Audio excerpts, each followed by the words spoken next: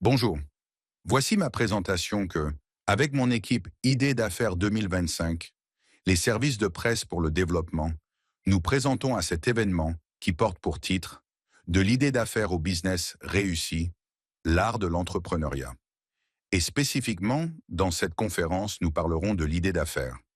L'équipe Idées d'affaires 2025 des services de presse pour le développement, qui est une agence d'intelligence artificielle pour l'éducation, située à Lima, Pérou, est composée de son leader, Juan Carlos Chiappa Pietra, et ensuite de Isabella Herrera, Angeli Zambrano, Maria Fernanda Castro, Lia Fernandez, Kazumi Oblea et Grecia Flores. Nous commençons cette présentation en établissant une différenciation ponctuelle et délimitée entre ce qu'est un commerçant et ce qu'est un entrepreneur. Un commerçant peut en réalité être toute personne dédiée à la transaction de produits, que ce soit pour l'achat ou pour la vente de ces produits. Alors qu'un entrepreneuriat, au contraire, représente un segment assez petit et assez minuscule de la population, qui, selon les estimations internationales, pourrait varier entre 2% et 5% de la population totale d'un pays. À notre avis très personnel, ce pourcentage si minime de population entrepreneuriale dans une nation constitue une possible explication de pourquoi les économies de certains pays passent par des circonstances de pauvreté et de retard économique. Bien que cette explication puisse paraître simpliste et unilatérale, c'est une explication pertinente et qui, selon nous, n'a pas reçu suffisamment d'attention.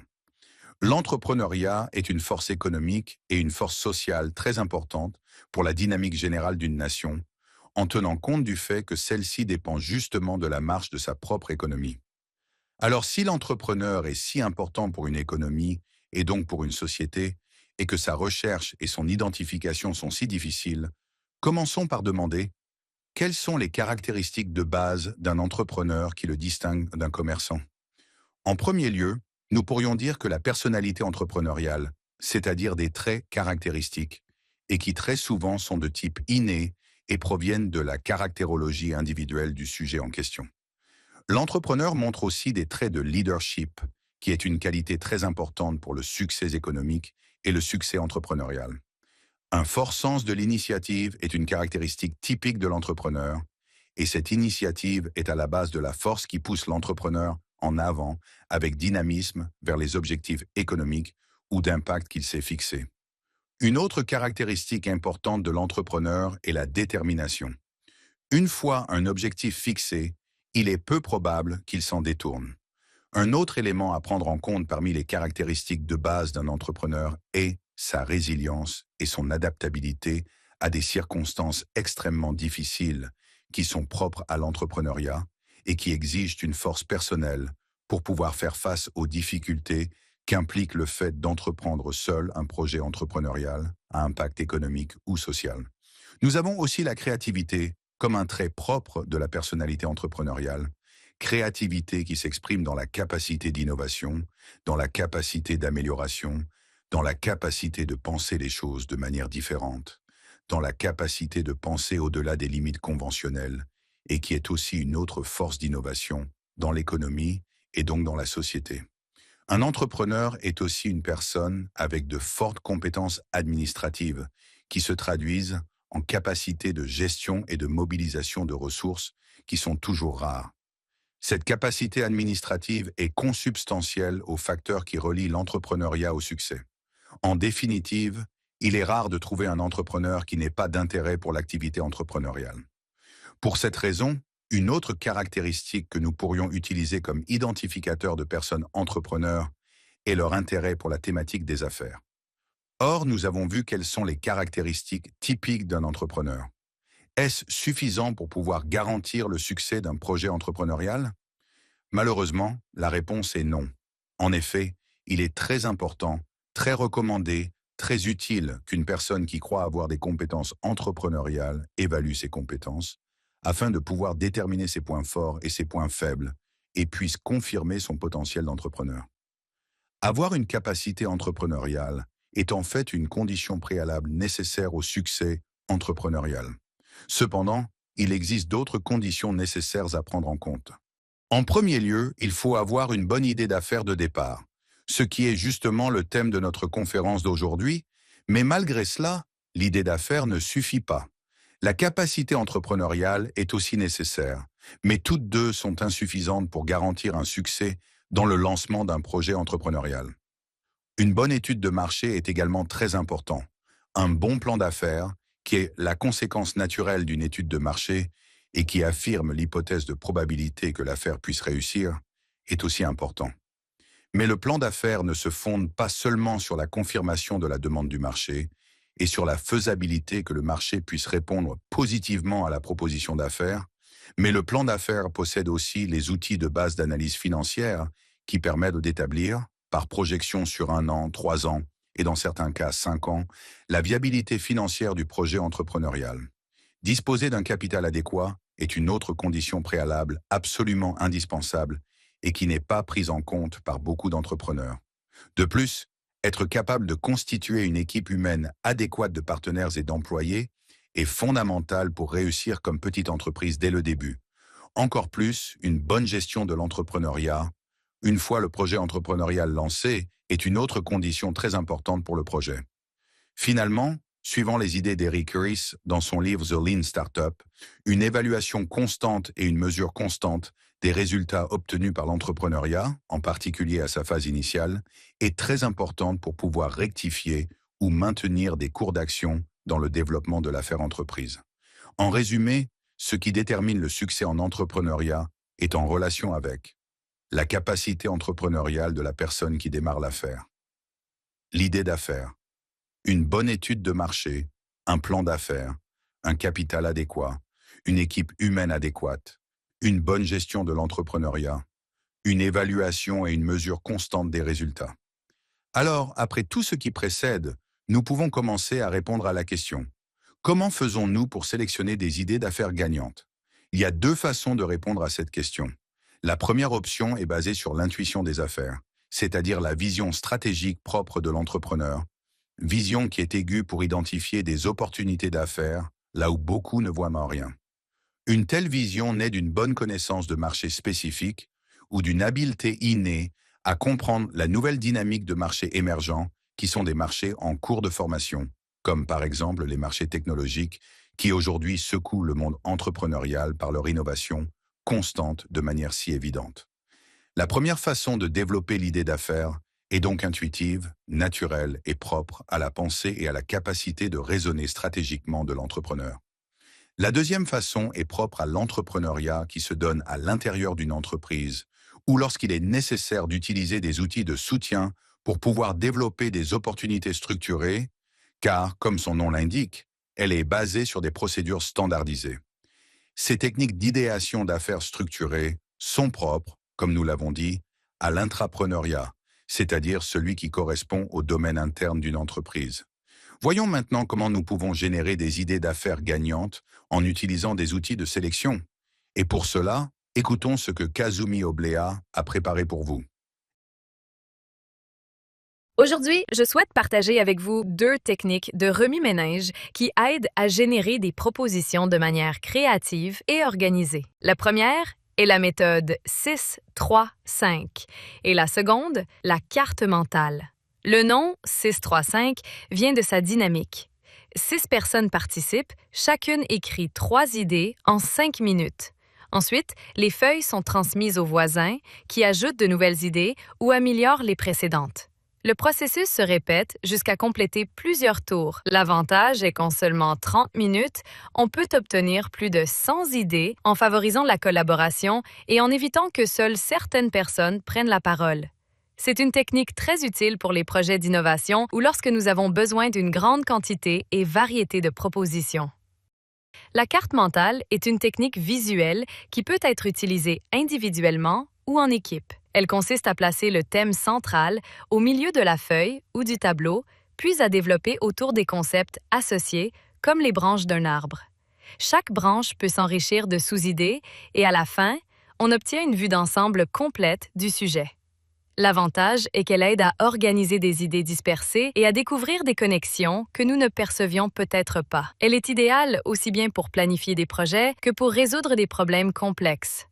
En résumé, la méthode 635 apporte rapidité et volume d'idées, tandis que la carte mentale apporte clarté et structure. En combinant ces deux techniques, nous pouvons générer de nombreuses propositions et les organiser de manière efficace. Et maintenant, écoutons Isabelle Herrera qui va nous développer un outil supplémentaire pour la sélection d'idées d'affaires gagnantes. Je souhaite vous présenter un outil très puissant pour l'innovation et l'entrepreneuriat, l'exercice des 8 fous, également connu sous le nom de Crazy Eights. Cette méthode est à la fois un brise-glace ludique et une dynamique d'idéation rapide. En quoi consiste-t-elle? Il s'agit tout simplement de dessiner 8 idées différentes en seulement 8 minutes. Il ne s'agit pas que les dessins soient parfaits ou aient un sens immédiat. L'important est de libérer la créativité, de dépasser les blocages et de franchir le premier pas vers de nouvelles solutions. La clé de cet exercice est qu'il privilégie la quantité plutôt que la qualité. Lorsque nous cessons de nous demander si une idée est bonne ou mauvaise, nous nous donnons la permission de créer sans jugement. Ce changement d'état d'esprit est fondamental dans tout processus entrepreneurial, car il nous aide à surmonter la peur de l'erreur et à nous ouvrir à des possibilités que nous ne percevions peut-être pas auparavant. Alors, comment faire? Voici les étapes résumées. Premièrement, définir le problème ou l'objectif. Avant de commencer, tout le monde doit avoir bien compris le défi que l'on souhaite résoudre. Par exemple, comment pouvons-nous améliorer l'expérience client dans notre entreprise? Deuxièmement, préparer le matériel. Chaque participant reçoit une feuille blanche divisée en 8 cases. Dans un environnement virtuel, on peut utiliser un modèle numérique.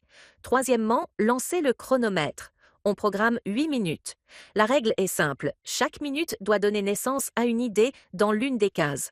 À la fin, chaque participant aura 8 propositions différentes. Quatrièmement, ne jugez pas vos idées. Peu importe si vous dessinez un gribouillage, un schéma ou même un mot-clé. L'essentiel est de libérer l'esprit. Ici, il n'y a pas de mauvaises idées. Cinquièmement, partagez et expliquez. Une fois le temps écoulé, chaque personne présente ses 8 idées au groupe. L'objectif est que l'équipe découvre la diversité des approches. Sixièmement, votez et priorisez. Ensemble, on sélectionne les idées les plus prometteuses, celles qui semblent avoir le plus d'impact ou de faisabilité. Ainsi, on passe d'une mer d'idées à des concepts concrets à développer. La puissance des 8 fous réside dans le fait qu'en moins de 15 minutes, un groupe peut générer des dizaines, voire des centaines d'idées. Et même si toutes ne sont pas réalisables, il en surgira toujours des concepts nouveaux et précieux pour avancer. Au-delà des dessins, ce que cette méthode enseigne, c'est un état d'esprit. Créer sans limite, oser proposer et accepter que la quantité soit le premier pas vers la qualité. En entrepreneuriat, c'est essentiel. Il ne s'agit pas d'attendre l'idée parfaite, il s'agit d'oser penser à de nombreuses idées, car parmi elles se trouvera la graine de l'innovation.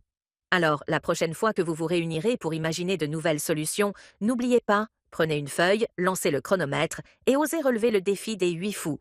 Je vous assure que vous serez surpris de la créativité que vous pouvez libérer. Récapitulons. Il existe des idées d'affaires pour sélectionner des opportunités gagnantes qui sont de type intuitif, naturel et propre aux entrepreneurs, et un autre groupe d'idées, comme nous l'avons déjà dit, de type structuré. Voyons un cas exemplaire d'une idée d'affaires de type intuitif, le cas de Maria Bustamante et l'entreprise Renzo Costa. Je veux vous raconter l'histoire d'une entreprise péruvienne devenue synonyme d'effort, de résilience et de vision entrepreneuriale. L'histoire de Renzo Costa. Tout a commencé en 1973, lorsque Marina Bustamante, âgée de seulement 17 ans, a pris une décision qui allait changer sa vie et, d'une certaine manière, l'histoire de l'entrepreneuriat au Pérou. Un an plus tôt, à 16 ans, avec une machine à coudre empruntée et beaucoup de créativité, elle avait commencé à fabriquer des ceintures en cuir. Mais elle ne s'est pas arrêtée là. Avec détermination, elle a officialisé son idée et a fondé sa propre entreprise, baptisée d'un nom qui, avec le temps, deviendrait célèbre. Renzo Costa. Imaginons le contexte. Une adolescente dans le Pérou des années 1970, dans une société où être une femme et si jeune signifiait presque « tu n'y arriveras pas ». Et pourtant, Marina Bustamante a osé briser les schémas. Elle n'avait ni capital, ni expérience, mais elle possédait la passion, la persévérance et la conviction que son talent pouvait ouvrir des portes. Les débuts furent modestes, des ceintures en cuir, fabriquées avec un savoir-faire artisanal qui ont progressivement gagné leur place sur le marché. Mais Marina avait une vision claire, faire de Renzo Costa une référence de luxe accessible. Ainsi, la marque s'est développée pas à pas, élargissant son portefeuille vers des sacs, portefeuilles, mallettes, vestes et toutes sortes d'accessoires en cuir. L'obsession du détail, de la finition parfaite et du style a rapidement valu à ses produits une reconnaissance sur le marché péruvien. Au fil des années, Renzo Costa s'est imposé comme la marque de cuir la plus prestigieuse du Pérou. Aujourd'hui, l'entreprise possède plus de 70 boutiques à travers le pays, non seulement à Lima mais aussi dans diverses régions, et a réussi à s'étendre à l'international vers des pays comme le Chili, la Bolivie et le Panama, exportant l'artisanat péruvien vers d'autres marchés. De plus, l'initiative de Marina Bustamante a eu un impact social et économique considérable. Des milliers de familles péruviennes dépendent de la chaîne de valeur de Renzo Costa, depuis les artisans qui travaillent le cuir jusqu'aux collaborateurs dans les magasins. L'entreprise est devenue un exemple de la manière dont un projet entrepreneurial peut croître et, en même temps, être moteur d'emploi, de formation et de fierté nationale. Un aspect souvent négligé est que l'histoire de Renzo Costa est aussi une histoire de résilience personnelle. Marina Bustamante n'a pas seulement construit une entreprise, elle l'a fait en surmontant des défis familiaux, des préjugés sociaux et des obstacles financiers. Au fil des années, elle a su déléguer et professionnaliser la gestion, consolidant l'entreprise comme une affaire familiale solide qui a même traversé des processus de succession avec l'implication de ses enfants. Il existe un petit groupe minoritaire d'idées qui portent le nom d'idées reproductives, parce qu'elles naissent de la transformation rapide, fulgurante et presque rupturiste d'industries et de marchés, surtout à cause de l'innovation technologique si rapide et si fugace avec laquelle se produit le changement technologique. Bien souvent, ces idées ont leur origine dans le développement technologique, mais il faut mentionner que toutes n'ont pas une origine technologique. Certaines bonnes idées rupturistes ou disruptives, de type innovant ou inhabituel, peuvent avoir de grandes possibilités de succès et naissent, par exemple, d'industries traditionnelles, comme nous le verrons avec le cas concret de l'entreprise Siete Sopas. Bonjour à toutes et à tous, qui nous montrent que parfois les idées d'entreprise les plus simples, inhabituelles ou innovantes peuvent être les plus puissantes. Je veux vous parler de Sete Sopas, une entreprise qui a conquis le goût de milliers de Péruviens. L'histoire de Sete Sopas ne commence pas dans un bureau avec un plan d'affaires sophistiqué, mais autour de la table d'une famille. Le fondateur, César Taboada, a grandi entouré de ses 14 oncles et tantes, qui l'ont inspiré par leurs recettes et par la tradition de partager les repas en famille. De cet héritage est née l'idée d'un lieu qui offrirait des soupes. Et en hommage à ses 7 oncles et 7 tantes, le lieu a été appelé Sete Sopas. Pour résumer brièvement, j'expliquerai le succès de cette entreprise à travers 3 piliers. Premièrement, la spécialisation. Au lieu d'être un restaurant de plus parmi les nombreux établissements de Lima proposant une cuisine variée, Sete Sopas a choisi de se spécialiser dans un marché très précis, unique à Lima, les soupes. Le degré de spécialisation de l'idée était tel qu'au départ ils ont envisagé de ne proposer que 7 soupes différentes. Le projet s'est concentré sur une offre très réduite de produits 7 soupes, mais préparées avec beaucoup de soin et de qualité. De plus, les portions étaient servies en abondance, ce qui a été très bien accueilli par les consommateurs liméniens. En outre, Sete Sopas a ouvert son premier établissement, de taille modeste, en plein hiver, au moment où le froid incite davantage les gens à déguster une bonne soupe chaude. Le succès a été tel que les clients faisaient la queue sur plusieurs pâtés de maison pour goûter à l'une des 7 soupes du restaurant. Deuxièmement, l'innovation dans le modèle économique. Ils ont compris que les gens ont faim à toute heure, c'est pourquoi ils ont décidé d'ouvrir 24 heures sur 24, 7 jours sur 7. Cela les a non seulement rendus uniques sur le marché, mais leur a également permis d'attirer des clients à des horaires inhabituels et de fidéliser une clientèle régulière. Troisièmement, la connexion émotionnelle. Sete Sopas ne vend pas seulement des soupes. L'entreprise transmet en même temps un sentiment de nostalgie et de réconfort. Elle offre une expérience qui transporte symboliquement à l'enfance, au dimanche en famille, à un plat qui réchauffe quand on est fatigué. Cette connexion est ce qui fidélise les clients et les transforme en ambassadeurs de la marque. L'histoire de la réussite de Sete Sopas est la preuve qu'une entreprise peut croître, parfois même de manière exponentielle, si elle repose sur l'authenticité, si elle se concentre sur un créneau spécifique et surtout, si elle sait toucher le cœur des gens. Ensuite, une petite parenthèse pour mentionner un autre cas emblématique de disruption de marché avec ce qui s'est passé avec le produit bancaire IAP, qui est une propriété de la Banque de Crédit du Pérou, BCP, et qui a changé en quelques années 100% des règles du jeu du marché bancaire péruvien. Il s'agit d'un service de portefeuille monétaire via téléphone portable, en raison des problèmes de délinquance au Pérou, des difficultés d'accès aux services bancaires pour des raisons logistiques variées, horaires, zone de travail, etc. De nombreuses raisons qui rendent difficile l'accès au système bancaire. Pour beaucoup de gens, Yap a énormément popularisé l'accès à leur portefeuille bancaire, c'est-à-dire la possibilité d'accéder aux services bancaires via téléphone portable. De telle sorte qu'au Pérou aujourd'hui, un très grand pourcentage de la population n'utilise plus la monnaie comme forme principale d'échange économique, mais transfère les fonds déposés à la banque d'un téléphone portable à un autre comme moyen de paiement, accepté massivement par les entreprises. Yap a généré une transformation radicale de l'industrie bancaire au Pérou et est un exemple d'une idée disruptive née de l'intérieur d'une entreprise. Je précise que lorsque je me réfère à industrie, je l'utilise dans le sens du management, équivalent au terme marché. Comment puis-je savoir si une idée d'affaires a de la réceptivité ou peut en avoir sur le marché? Il y a 3 phases dans le développement de l'idée d'affaires qui sont prises en compte au moment de déterminer l'acceptation du produit original par le marché cible final. La première étape correspond à ce qu'on appelle la preuve de concept, qui met en avant l'acceptation de l'idée par le marché cible. C'est-à-dire, prenons un exemple et supposons que nous voulons créer l'école de commerce du Bénin qui enseigne les multiples langues du Bénin. La preuve de concept supposerait que, même avant d'investir dans l'achat d'un local et de mobilier, on évalue de manière primaire qu'il existe une certaine viabilité et fiabilité que le public accepte les produits que l'entreprise souhaite vendre. La deuxième étape correspond à l'étape de la décision d'achat.